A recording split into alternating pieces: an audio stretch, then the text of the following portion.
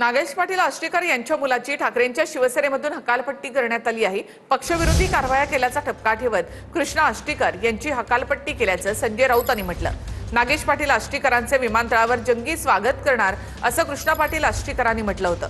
दरम्यान कृष्णा आष्टीकरांनी अंधारेंवर देखील टीका केली आहे। नागेश पाटील आष्टीकर यांच्या पुत्राची ठाकरेंच्या शिवसेनेतून हकालपट्टी करण्यात आली।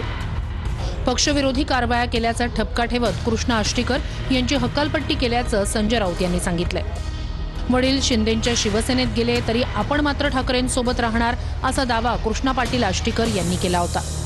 मात्र आता नागेश पाटील आष्टीकर यांचं विमानतळावर जंगी स्वागत करणार असल्याचं कृष्णा पाटील आष्टीकर यांनी सांगितलंय। नाही, मी सुद्धा स्वागताची तयारी केली आहे त्यांच्यासाठी।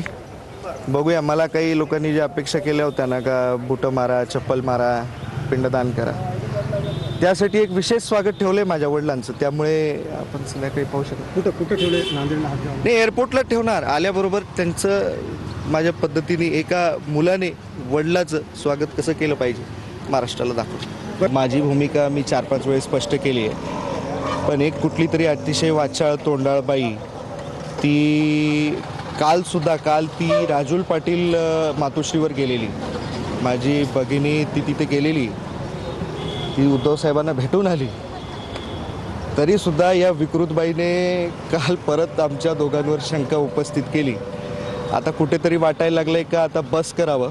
तिला ना TRP घ्यायची सवय लागली त्या बाईला, आणि मी म्हणतो ना विकृत मानसिकतेची बाई आहे ती। ॲक्च्युली आता शिवसेनेचं ढेकून झाली आहे, ढेकून म्हणजे ती असं रक्त पितीये ना पक्षाचं, का ती आतून सगळ्यांना खोकला करते, मी असं म्हणतो।